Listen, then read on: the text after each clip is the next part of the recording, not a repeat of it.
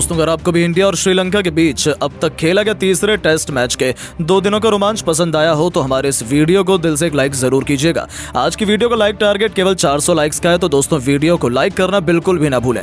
दोस्तों, जसप्रीत बुमराह और रविंद्र जडेजा की कातिलाना गेंदबाजी के आगे पहली पारी में पूरी की पूरी श्रीलंका 330 रनों पर ढेर हुई, तो इस लक्ष्य के जवाब में बल्लेबाजी करने आए यशस्वी जायसवाल ने जड़ा भारत के लिए शतक। रोहित शर्मा के साथ मिल विराट कोहली और ऋषभ पंत का भी जमकर दहाड़ा बल्ला तीसरे दिन अपनी धाकड़ बल्लेबाजी से खड़ा कर दिया। इतना बड़ा स्कोर देख कांप गए श्रीलंका के पैर। तो दोस्तों, भारत और श्रीलंका के बीच तीसरे टेस्ट मैच के तीसरे दिन की सांसें रोक देने वाली पूरी हाईलाइट आपको वीडियो में दिखाने जा रहे हैं। लेकिन उससे पहले आप सभी को क्या लगता है कि रोहित शर्मा, विराट कोहली और यशस्वी जायसवाल में कौन सबसे खतरनाक बल्लेबाज है? अपनी कीमती राय नीचे कमेंट बॉक्स में जरूर बताइएगा।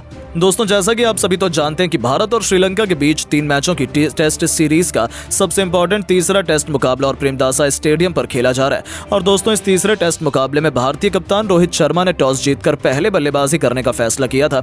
जहां टीम इंडिया ने पहले दिन बल्लेबाजी करते हुए रोहित शर्मा के शतक और रविंद्र जडेजा, सरफराज खान की ताबड़तोड़ बल्लेबाजी के बलबूते पर 440 रन बना लिए थे। अब दोस्तों, श्रीलंका की टीम जब जवाब में उतरी तो दूसरे दिन का मैच समाप्त हो जाने तक श्रीलंका की टीम ने 8 विकेट गंवाए थे और 308 रन बना लिए थे। दूसरे दिन जब महामुकाबला शुरू हुआ तो पहले 5 ओवर के भीतर ही जसप्रीत बुमराह और जडेजा ने दोनों बाकी बचे हुए बल्लेबाजों को भी चलता कर पूरी की पूरी श्रीलंका को 330 रनों पर ही ऑल आउट कर दिया, जिसके चलते अब टीम इंडिया को 110 रनों की बढ़त पहली पारी में मिल चुकी थी। जहां टीम इंडिया के लिए जसप्रीत बुमराह ने कुल 5 सफलताएं हासिल की, वहीं अश्विन और जडेजा को 2-2 विकेट मिले।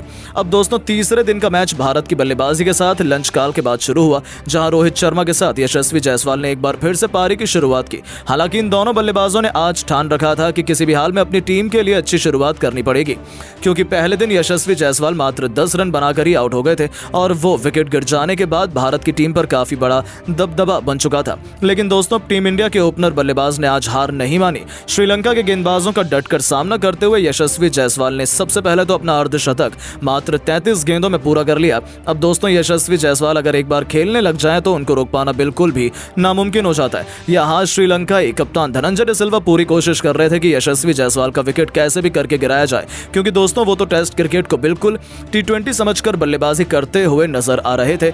अब यहाँ यशस्वी जायसवाल का बल्ला चलता हुआ देख श्रीलंकाई गेंदबाजों के पसीने छूट गए। लहरू कुमारा से लेकर कमिंडो मेंडिस तक ने पूरी कोशिश कर ली कि यशस्वी जायसवाल को आखिर कौन सी लाइन लेंथ पकड़कर गेंदबाजी करवाई जाए और इन्हें आउट करें। लेकिन दोस्तों, यशस्वी जायसवाल किसी के जाल में फंस नहीं रहे थे और दूसरी तरफ कप्तान रोहित शर्मा का भी उन्हें पूरा साथ मिल रहा था।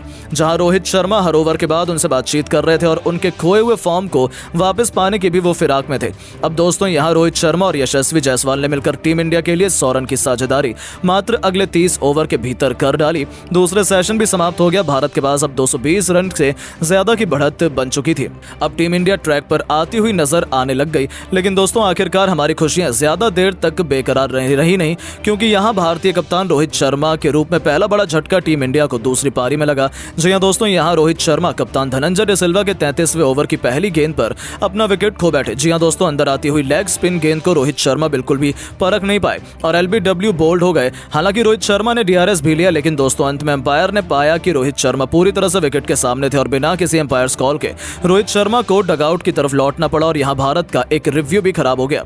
लेकिन दोस्तों, रोहित शर्मा ने आखिरकार अपना काम तो कर ही लिया था, क्योंकि उन्होंने भारत के लिए इस मुकाबले में 70 रन जोड़ लिए थे। अब दोस्तों, 70 रन रोहित शर्मा के बल्ले से निकल गए और दूसरी तरफ यशस्वी जायसवाल शतक के बेहद ही नजदीक थे। अब उनका साथ निभाने के लिए शुभमन गिल मैदान पर उतरे, जहां गिल को अब यशस्वी जायसवाल के साथ मिलकर साझेदारी को सोच समझकर आगे बढ़ाने की जरूरत थी।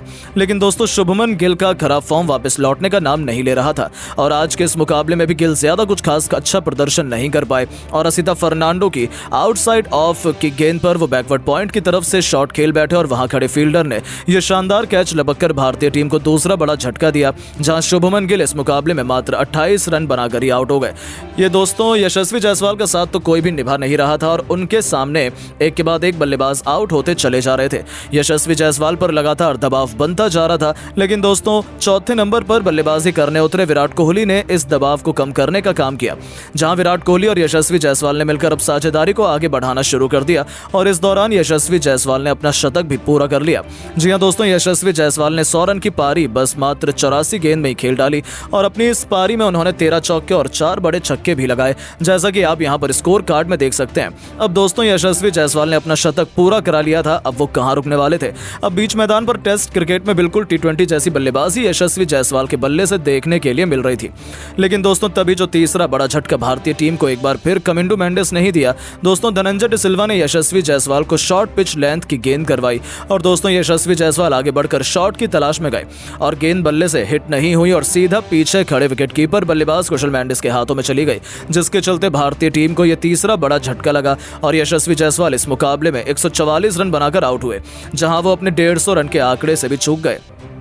अब दोस्तों, यशस्वी जायसवाल का आउट होने का कारण सिंपल एक ही था, क्योंकि वो तेज बल्लेबाजी करने लग गए थे, तो वहां वो समझ नहीं पाए कि गेंद को कहां खेलें और आगे बढ़कर लगाने के लिए गए, इस वजह से उनका विकेट गिर गया। अब विराट कोहली और ऋषभ पंत ने पारी को संभाला, जहां ऋषभ पंत और विराट कोहली ने फिर यशस्वी जायसवाल के आउट हो जाने के बाद थोड़ा संभल कर बल्लेबाजी की और दोनों बल्लेबाज बस यही कोशिश कर रहे थे कि आज के दिन के अंत में और कोई विकेट गिरने न दिया जाए, क्योंकि 3 बड़े झटके भारत को पहले ही लग चुके थे और विराट कोहली ऋषभ पंत के आउट हो जाने के बाद बस रविंद्र जडेजा फिर ऐसा विकल्प रहेंगे जो कि बड़े शॉट लगाकर तेजी से स्कोर को आगे बढ़ा सकते हैं। लेकिन दोस्तों, यहां दिन का खेल समाप्त होने तक ऋषभ पंत और विराट कोहली ने मिलकर पारी को इस कदर संभाला कि यहां पर विराट कोहली ने 62 रन बनाए तो वहीं ऋषभ पंत के बल्ले से 15 रन निकले।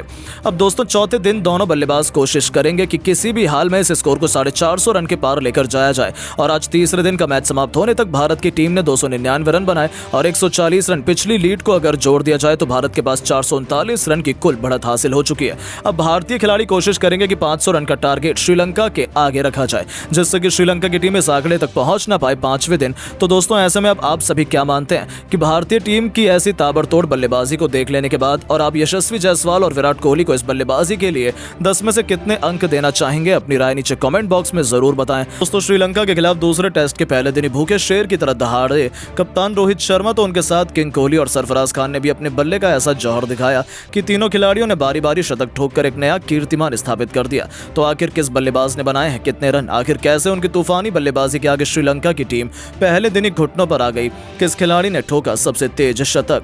वापसी करते विराट ने खेली कितने रनों की दहशतगर्द पारी? इन तीनों के साथ साथ ऋषभ पंत की तूफानी बैटिंग के दम पर कैसे पहले दिन ही ये टेस्ट मैच जीत गया भारत, उसकी पूरी हाईलाइट तो हम आपको दिखाएंगे। लेकिन उससे पहले आपको क्या लगता है, विराट, जायसवाल और रोहित शर्मा में कौन सबसे बेहतरीन बल्लेबाज है? अपनी राय नीचे कमेंट करके जरूर बताइएगा।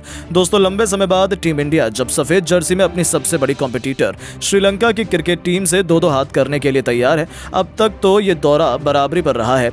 टी20 भारत के नाम रहा तो वनडे सीरीज में श्रीलंका ने अपना परचम लहराया, जिसके बाद अब हिसाब बराबर करने की बड़ी टेस्ट क्रिकेट में आ चुकी है बारी, जिसकी तैयारियां खत्म हो चुकी हैं। रोहित शर्मा और विराट कोहली अब वनडे में हुई बेइज्जती का बदला टेस्ट सीरीज में लेने के लिए तैयार हैं। पहले टेस्ट मैच में तो टीम इंडिया ने केवल 3 दिनों में ही श्रीलंका को मसल कर रख दिया, जिसके बाद बारी थी दूसरे टेस्ट मैच को जीतकर इस टेस्ट सीरीज को अपने नाम करने की। ऐसे में इस दूसरे टेस्ट के घमासान की शुरुआत में आर प्रेमदासा स्टेडियम में जब टॉस के लिए सिक्का उछाला गया, तब एक बार फिर टॉस के बॉस कप्तान रोहित शर्मा बने। उन्होंने टॉस जीतकर पहले बल्लेबाजी करने का फैसला किया, जहां एक तरफ घमंड में चूर श्रीलंका ने सोचा था कि उनके गेंदबाज एक बार फिर भारतीय बल्लेबाजी क्रम को तहस नहस कर देंगे। लेकिन इस बार तो टीम इंडिया नए जज्बे और जुनून के साथ उतरी थी और शुरुआत में ही इसका नजारा हमें देखने को मिल गया। कप्तान रोहित शर्मा इस बार अपने नए ओपनिंग पार्टनर सरफराज खान के साथ टीम इंडिया को धाकर शुरुआत दिलाने के इरादे से उतरे थे। आते रोहित ने लहरू कुमारा की गेंद पर विकेट के सामने तीर की तरह एक सीधी स्ट्रेट ड्राइव से चौका बटोरकर अपने तेवर श्रीलंका को दिखाने शुरू कर दिए थे। दूसरी तरफ सरफराज ने भी इस मिले मौके का बखूबी फायदा उठाते हुए मिड विकेट के ऊपर से बेहतरीन छक्का लगाकर अपना खाता खोला। फिर इन दोनों खिलाड़ियों ने पीछे मुड़कर नहीं देखा। क्लासिकल टेस्ट मैच के अंदाज में दोनों खिलाड़ियों ने अपनी पारी शुरुआत की, संभलकर बल्लेबाजी करते हुए अर्धशतकीय पार्टनरशिप बनाई। तो देखते ही देखते 21वें ओवर की आखिरी गेंद पर कमिंडू मेंडिस के खिलाफ आगे बढ़कर रोहित ने बेहद शानदार अंदाज में छक्के से न सिर्फ 50 पूरा किया, बल्कि सरफराज के साथ शतकीय पार्टनरशिप को भी अंजाम दिया। इन दोनों खिलाड़ियों के बीच साझेदारी का तोड़ पहले सेशन में तो लंकाई खिलाड़ी नहीं निकाल पाए। सरफराज ने भी अपने कप्तान का बखूबी साथ निभाया और इस मुकाबले में भी इस खिलाड़ी ने अपने अर्धशतक के आंकड़े को पार कर लिया था। इन दोनों खिलाड़ियों के बीच देखते ही देखते 100 रनों से अधिक की साझेदारी हो चुकी थी। दोनों तरफ से केवल श्रीलंकाई गेंदबाजों की पिटाई हो रही थी। उन्होंने कब इस टेस्ट क्रिकेट को टी20 में तब्दील कर दिया, पता ही नहीं चला। वो शानदार टच में नजर आ रहे थे। पहले सेशन का अंत हो चुका था, जहां टीम इंडिया ने 29 ओवर खेलकर 170 रन बनाए थे। दोनों खिलाड़ी अर्धशतक बनाकर खेल रहे थे। लंकाई टीम को इन्होंने एक भी सफलता हासिल नहीं होने दी थी। अब तक के हालात देखकर तो यही लग रहा था कि श्रीलंका की तो आज शामत ही आने वाली है। लंच के बाद मैदान में दोबारा उतरते रोहित ने गेंद को बाउंड्री नहीं, सीधे स्टेडियम के बाहर मारकर तूफानी छक्के से इस सेशन की शुरुआत की थी। दोनों खिलाड़ियों ने मैदान में आते ही आक्रामक रुख अपनाया था और दोस्तों अपने कप्तान रोहित शर्मा को ही पीछे छोड़ते हुए गुस्से से आग बबूला सरफराज खान ने कप्तान धनंजय डिसिल्वा की गेंद पर बेहतरीन चौका लगाकर अपना तूफानी शतक केवल 131 गेंद पर पूरा कर लिया।